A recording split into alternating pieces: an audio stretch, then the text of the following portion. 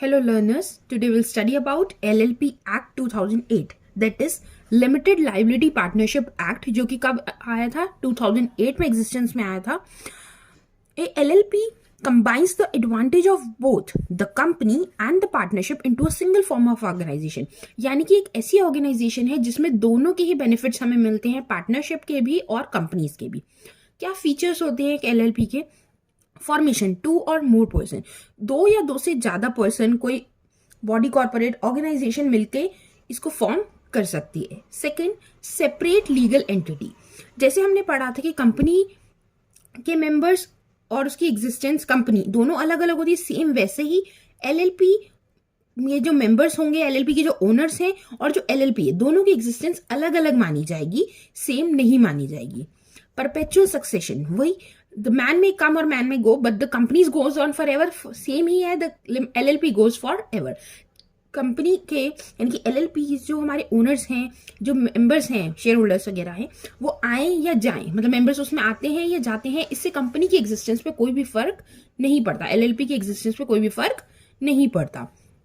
Next one, liability.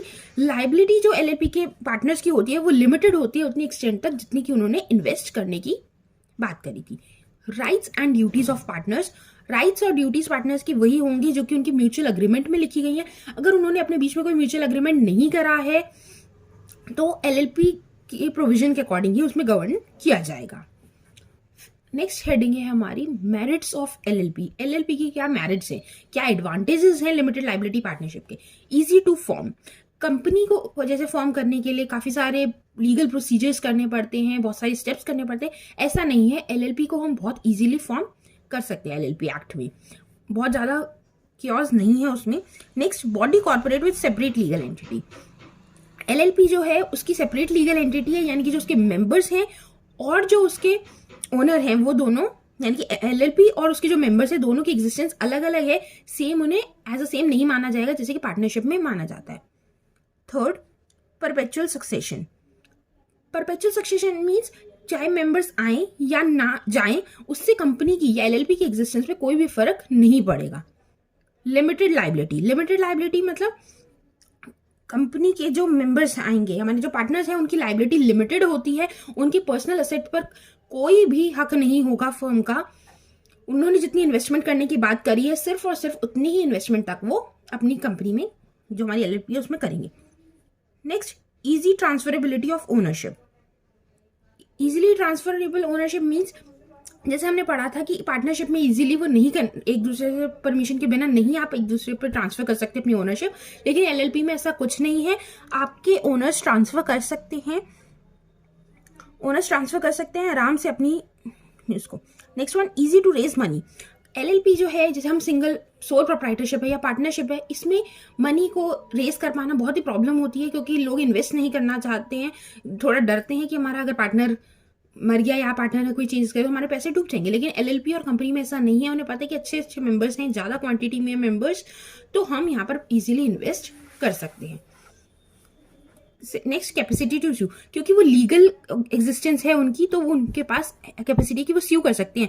इनकी जो members हैं LLP के, वो एक दूसरे पर भी स्यू कर सकते हैं या किसी थर्ड पार्टी पर भी स्यू कर सकते हैं. Next one, partners are not agents of other partners. एक पार्टनर दूसरा पार्टनर का एजेंट नहीं होगा LLP में, यानी कि एक का एक्ट बाकियों के लिए लीगली बाइंडिंग नहीं है. और नेक्स्ट हेडिंग है हमारी, इसमें बहुत इंपॉर्टेंट होता है difference between partnership, company and LLP. इन तीनों के बीच में क्या डिफरेंस है? पार्टनरशिप, कंपनी और LLP. Prevailing act. पार्टनरशिप को कौन एक्ट ध्यान रखता है? Indian partnership act 1932. कंपनी के लिए अगर कोई भी बनेगा तो उसमें कौन से एक्ट का फॉलो होंगे? Company Indian companies act 2013. और LLP में होगा limited liability partnership act 2008. Registration. Partnership का रजिस्ट्रेशन ऑप्शनल होता है. कंपनी को कंपनीज एक्ट में अपने आप को रजिस्टर कराना जरूरी होता है और LLP को अपने रजिस्ट्रार LLP के रजिस्ट्रार में रजिस्ट्रेशन कराना जरूरी है.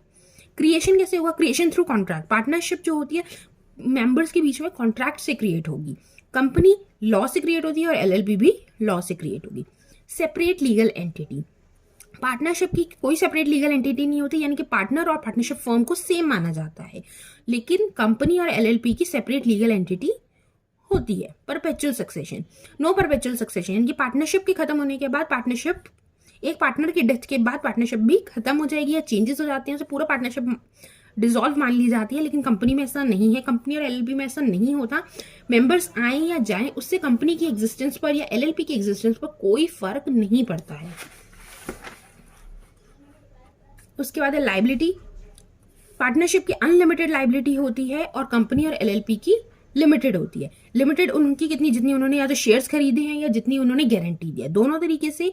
और इसमें लिमिटेड टू द इन्वेस्टमेंट, जितनी उन्होंने इन्वेस्टमेंट करी है उतनी ही लिमिटेड होगी। एंड जनरल ट्रांसफरेबिलिटी, पार्टनरशिप अपने जो शेयर होता है, अपना इंटरेस्ट है, उसे ट्रांसफर नहीं कर सकता। पब्लिक कंपनी इजीली ट्रांसफर कर सकती है अपने इंटरेस्ट को, प्राइवेट कंपनी के पास ये राइट नहीं है। और एलएलपी के प्रोविजन के अकॉर्डिंग कोई भी पार्टनरशिप फर्म इजीली अपने इंटरेस्ट को पार्टनर ट्रांसफर कर सकते हैं।